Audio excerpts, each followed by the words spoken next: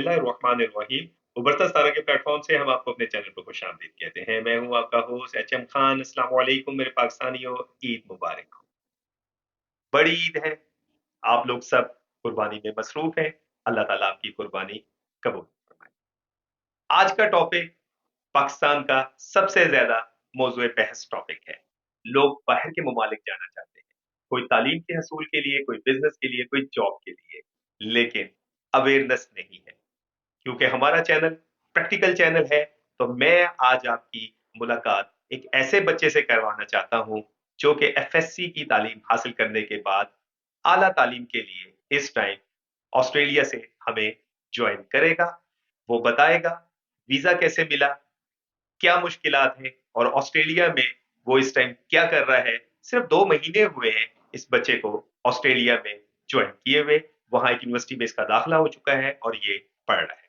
बच्चे का नाम है अहमद नजीर। अपने वीलॉग भी बनाता है, इसका अपना चैनल भी मौजूद है। डिस्क्रिप्शन में मैं इसके चैनल का आपको लिंक दे दूंगा, आप इन्हें लाजमी सब्सक्राइब करें।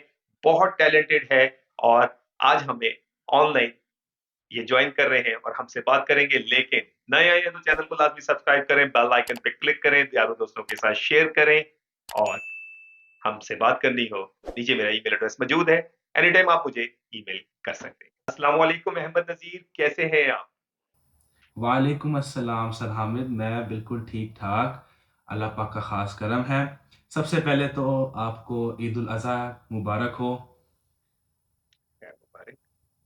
और इसके साथ साथ जितने भी हमारे मुसलमान भाई पाकिस्तान से और अराउंड द वर्ल्ड इस वीडियो को देख रहे हैं, उनको भी मेरी तरफ से बड़ी ईद की बड़ी खुशियाँ मुबारक हों। खैर।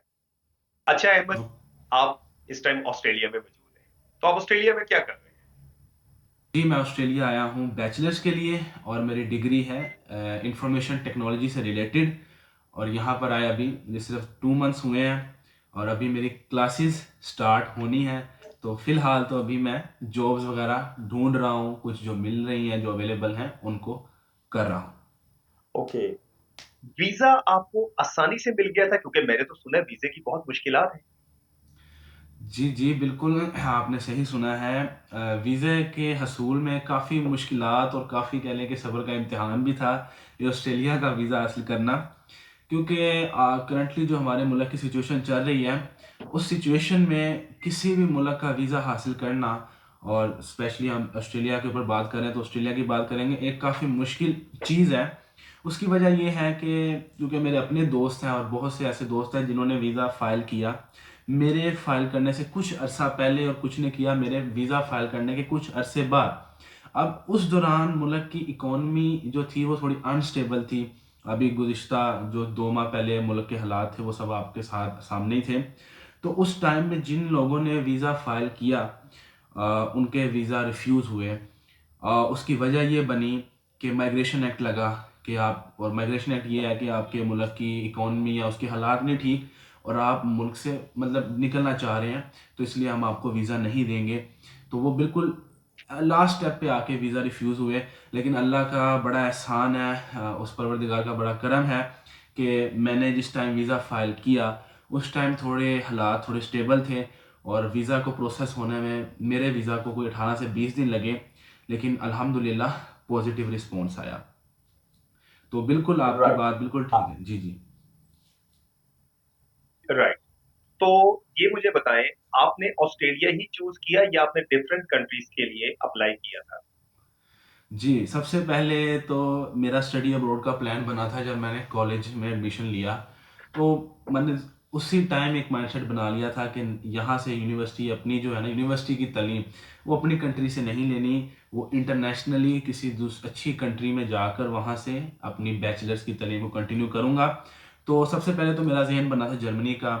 फिर कंसल्ट किया कंसल्टेंट से, तो उन्होंने कहा कि जर्मनी का प्रोसेस बहुत स्लो है और बहुत टाइम लगता है। उसके बाद फिर मेरा, क्योंकि उस टाइम जब मेरा ज़हन था आज से साल पहले, तो यूके का बड़ा अच्छा रिस्पॉन्स जा रहा था। तो फिर मैंने यूके का ज़हन बनाया। लेकिन फिर उसके बाद फिर यूके के हालात भी थोड़े थोड़े से अनस्टेबल हुए। तो फिर ऑस्ट्रेलिया की तरफ मेरा रुझान बढ़ा और फिर जब उसको थोड़ा स्टडी किया तो सबसे सूटेबल मुझे ऑस्ट्रेलिया लगा एक स्टूडेंट के लिए। तो इस तरह फिर मैंने ऑस्ट्रेलिया को चूज़ किया, क्योंकि यहाँ पर आपको एजुकेशन के साथ साथ काम करने में, यानी आप अगर जॉब्स करना चाह रहे हैं तो उसमें भी आपको थोड़ी सी ईज़ मिल जाती है अगर आप यूके से कंपेयर करें।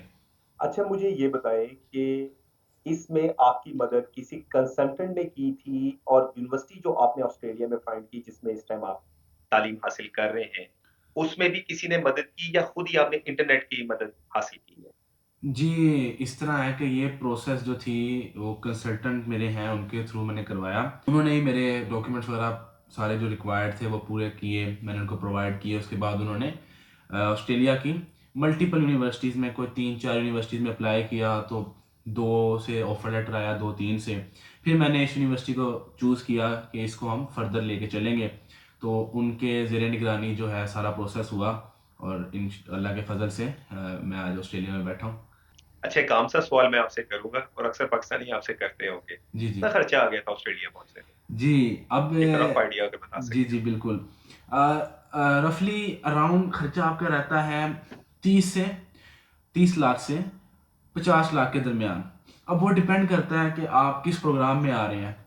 क्योंकि अगर आप डिप्लोमा में आएँगे तो आपकी फ़ीसेस थोड़ी कम होंगी, लेकिन उसका एक नेगेटिव पॉइंट ये है कि वीज़ा के चांसेस बहुत कम हो जाएँगे।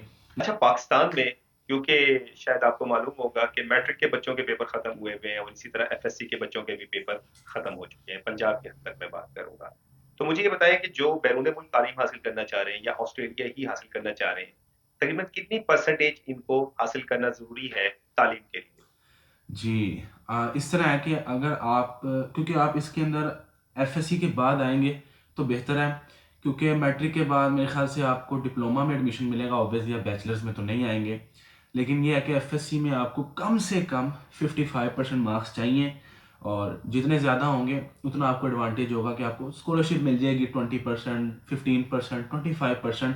तो इसके ऊपर एक डिटेल्ड वीडियो आपको मेरे चैनल पे भी मिल जाएगी, तो आप वो जाके ज़रूर देखिए। उसके बाद आपकी सबसे अहम चीज़ है आइल्स व्हाई या नॉट? पीटी। आइल्स में आपको कम से कम 6 बैंड्स चाहिए और पीटी में आपको कम से कम 55 पॉइंट्स चाहिए ऑस्ट्रेलिया के लिए अप्लाई करने के लिए। जी, जी। पाकिस्तान और ऑस्ट्रेलिया में आपको क्या फ़र्क नज़र आता है प्रोफ़ेशनलिज़्म के लिहाज़ से? जी, सबसे बड़ा फ़र्क यहाँ पर जो मैंने देखा है कि यहाँ पर कानून अवाम के लिए है और अवाम उसको फॉलो करती है, और इसीलिए ये कंट्री इतनी वेल डेवलप्ड है। और ये चीज़ हमारी कंट्री में बहुत लैक करती है, क्योंकि हम कानून को समझते कुछ नहीं है, लेकिन यहाँ पर हर चीज़ का लॉ है और वो लॉ अवाम फॉलो करती है। आपको रोड रूल्स मिलेंगे, आपको ट्रांसपोर्ट रूल्स मिलेंगे, आपको एक जॉब करने हैं उसके रूल्स हैं, हर चीज़ के रूल्स हैं, और उसको फॉलो करते हुए एक बड़ा वेल ऑर्गेनाइज तरीके से ये कंट्री चल रही है, और सबसे बड़ा डिफरेंस मैंने यहाँ पर देखा है। और जो रूल्स को फॉलो नहीं करता और ऐसी ऐसी पनिशमेंट्स हैं। एक चीज़ मैं आपसे शेयर करता हूँ कि यहाँ पे जब मैं आया तो मेरे रूममेट हैं, उनको यहाँ पे 4 साल हो गए हैं, उन्होंने मुझे एक ही बात कही कि अहमद, यहाँ पर गलती की सज़ा पैसा है। इसकी छोटी सी एग्जांपल ये है कि अगर आप एक कार में ट्रैवल कर रहे हैं और आप बैक सीट पे बैठे हैं और आपने सीट बेल्ट नहीं लगाई और आप 18 प्लस हैं, तो आपको $500 का फाइन है, मिनिमम $500 का। और वो आपको है, वो ड्राइवर को नहीं है कि उसने आपको कहा नहीं। आप खुद अडल्ट हैं, आप समझदार हैं, आपने सीट बेल्ट क्यों नहीं लगाई। ओवर स्पीडिंग के फाइन 2000 से शुरू होते हैं। इसी तरह सिग्नल तोड़ने, मतलब बहुत स्ट्रिक्ट रूल्स हैं और अवाम को फॉलो करने 2000 ही पड़ते। पाकिस्तानी? नहीं, नहीं, नहीं, नहीं, नहीं, $2000, यानी पाकिस्तानी 4 लाख रुपया। तो पाकिस्तानी तो मर जाएगा यार। सर यही तो है, बहुत बहुत हैवी फाइन्स आते हैं अगर आप रोड पे ज़रा सी भी लापरवाही करेंगे। ये पाकिस्तान नहीं है कि आप अपनी मोटरसाइकिल किसी भी लेन में लेके चले जाएंगे। आपकी जो लेन है आपने उसी लेन में रहना है। लेन चेंज करनी है, इंडिकेटर देना है। आपने इंडिकेटर नहीं दिया, फाइन। यहाँ पर रोड्स के अंदर सेंसर लगे हैं। यहाँ पे इतना अच्छा सिस्टम है ट्रैफिक का कि हुँ। Like unbelievable. यहाँ पे कोई वार्डन नहीं है। यहाँ पे कोई वार्डन नहीं है जिसने आके हमारे ट्रैफिक लाइट्स को सेट करना है कि टाइमर लगाना है। कोई नहीं है। रोड में सेंसर्स हैं, खुद ही ट्रैफिक का फ्लो डिटेक्ट करके जहाँ ज़रूरत है टाइम को अपना रेड लाइट का बढ़ा देते हैं, कम कर देते हैं। बेहतरीन, हर चीज़ यहाँ पर बेहतरीन है। अच्छा अहमद मुझे ये बताएँ क्योंकि आपको मालूम है मेरा चैनल इम्पोर्ट एक्सपोर्ट से रिलेटेड है और मैं लोगों को बार-बार ये बात करता हूँ, पाकिस्तान में चीज़ें बनाएँ और बैरून मुल्क में। ऑस्ट्रेलिया में आपको पाकिस्तानी मसनूआत नज़र आती हैं? जी, जी, बिल्कुल। मैं जिस इलाके में रह रहा हूँ इसके साथ एक सबब है, करीब में ही है 10 मिनट की वॉक पे लखम्बा। वो एक्चुअली मुसलमानों के लिए मतलब वो मुसलमानों का इलाका है। अगर आप उसको देखें वहाँ पे आपको तकरीबन मेजॉरिटी मुसलमान मिलेंगे या एशियन मिलेंगे, इंडियन, श्रीलंकन, बंगाली। तो ये कम्युनिटी आपको मिलेगी। वहाँ पर बाकायदा स्टोर बने हुए हैं जहाँ पे आपको पाकिस्तानी प्रोडक्ट मिलते हैं, बल्कि मिल क्या सकते हैं पाकिस्तानी, इंडियन। और मैंने देखा है कि वो महंगे हैं अगर हम पाकिस्तान से कंपेयर करें। तो अगर आप इंपोर्ट एक्सपोर्ट करते हैं यहाँ पर अच्छा। पाकिस्तान के प्रोडक्ट्स को भी, तो बहुत ज़्यादा बेनिफिट है, बहुत ज़्यादा। मुझे ये बताएं, पाकिस्तान में तो रोजमर्रा जो हमारी गुफ्तगू होती है महफिलों में, या हम जब घरों में बैठे होते हैं, तो उसमें जो अहम टॉपिक्स होते हैं, जी, महंगाई, जी, जी, लोड शेडिंग, जी, जी। बेरोजगारी, हम्म। ते कम केड़ा करना। ये गुफ्तगू आप क्या ऑस्ट्रेलिया में भी सुनते हैं? हाँ, बिल्कुल। यहाँ पर आपको हर बंदा, सबसे बड़ी यहाँ पे जो आपको सुनने को मिलेगी, सर जॉब मिली, जॉब मिली। अभी फिलहाल क्योंकि पूरी दुनिया में रिसेशन चल रहा है, तो उसके थोड़े से असरात ऑस्ट्रेलिया में भी हैं। थोड़ी सी चीज़ों की महंगाई हुई है यहाँ पर। कुछ जो है ज़रूरियात की अशिया वो भी थोड़ी ऊपर गई हैं, रेंट्स ऊपर गए हैं। इसके अलावा जॉब्स थोड़ी ज़रा शॉर्टेज हो गई है, मतलब मार्केट ठंडी हो गई है, आप ये कह सकते हैं जॉब्स के हवाले से। और थोड़ी मुश्किलात हैं अभी यहाँ पर, क्योंकि लेकिन ये है कि लोड शेडिंग नहीं है यहाँ पर तो लोड शेडिंग से तो अब बिल्कुल कोई इशू नहीं है हमें यहाँ पर। 24 आवर्स आपको बिजली मिलती है। बस यहाँ पर वही है कि जॉब जॉब के लिए हर बंदा स्ट्रगल कर रहा है, क्योंकि कुछ ऐसा है कि अभी तो फिलहाल स्टूडेंट्स को ना फुल टाइम वर्क अलाउ है, क्योंकि वो कोविड की वजह से रिस्ट्रिक्शंस ख़त्म हुई थी। लेकिन फ्रॉम 1 जुलाई दोबारा से वो रिस्ट्रिक्शंस आ रही हैं, और एक स्टूडेंट जो है वो एक हफ्ते में 24 आवर से ज़्यादा हम्म। काम नहीं कर सकता। तो इसलिए जो है सारे जो जॉब देने वाले हैं वो भी जॉब्स नहीं दे रहे। वो वेट कर रहे हैं कि ये कम आए तो फिर हम अपना जो है वैकेंसीज शो करें और फिर हम बच्चों को रखें जॉब्स पे।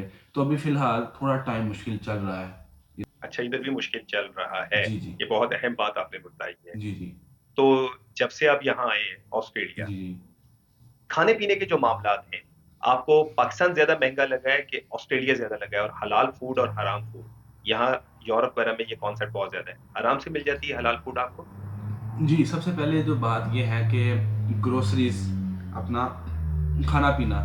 तो अगर एक चीज़ यहाँ पर है कि अगर आप यहाँ पे कोई भी चीज़ खरीद कर, डॉलर्स में खरीद के पाकिस्तान में कन्वर्ट करेंगे ना, तो आप सदमे से ही मर जाएँगे ये मैं आपको बताऊँ। तो यहाँ पे देखें, आप अर्न भी उसी हिसाब से कर रहे हैं। मिनिमम जो आपकी वेज है पर आवर की, मिनिमम वो 18 डॉलर्स है।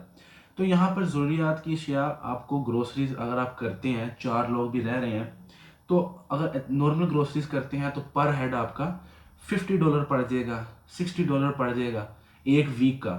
4 बंदों की ग्रोसरी पर हेड $60, यानी आपकी 2 घंटे की कमाई है मिनिमम। और अगर आप अच्छी जॉब कर रहे हैं तो आपको $20, $25, $30 मिलेगा। तो इस इधर के लिहाज से इतना एक्सपेंसिव नहीं है, तो आसानी से गुजारा हो जाता है। और रही बात हलाल और हराम फूड की, तो आपको सिटी के अंदर हलाल फूड की जो है अवेलेबिलिटी बहुत मुश्किल से मिलती है। लेकिन जैसे आप सिटी से दूर आएंगे, सबर्ब्स की तरफ आएंगे, 10, 11, 12, 13, 14 किलोमीटर सिटी से दूर आएंगे, तो आपको सबर्ब्स में 30%, कुछ सबर्ब में आपको हलाल फूड का मिल जाएगा, कहीं 50%। जिस इलाके में मैं रह रहा हूँ, अल्हम्दुलिल्लाह यहाँ पर 95% हलाल फूड मिलता है, बल्कि 95 क्या 98% हलाल फूड मिलता है। इसी तरह ओबन है, लखम्बा है, ये दो मुस्लिम कम्युनिटी जो है मेजर है यहाँ पर। यहाँ पे आपको इजीली हलाल फूड मिल जाता है। इसके अलावा दूसरे सबब्स हैं, वहाँ पर भी आपको इजीली थोड़ा सा स्ट्रगल करना पड़ता है, लेकिन हलाल फूड मिल जाता है। लेकिन सिटी में हलाल फूड ढूंढना बहुत मुश्किल है। अहमद, बहुत बहुत शुक्रिया, आपने अपना कीमती वक्त मुझे दिया। आखिरी, ईद कैसे गुजर रही है ऑस्ट्रेलिया में घर वालों के बगैर? हाँ, ये पहली पहली ईद है और घर से इतनी दूर।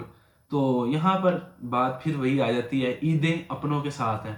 जब आपके साथ आपके घर बेशक। वाले हैं, अपने हैं, तो ईदें हैं। यहाँ पर तो ईद का पता नहीं चलता। मेरी खुद कल शिफ्ट है, ईद के दूसरे दिन मेरी शिफ्ट है। तो बस ईद इसी एग्जैक्टली। तरह गुजरती है। हाँ जी ईद की नमाज पढ़ी, बस रूममेट से मिले, वहाँ जितने लोग आए हैं उनसे मिले। उसके बाद सर घर में कोई कोई फर्क नहीं होता नॉर्मल दिन में और ईद के दिन में।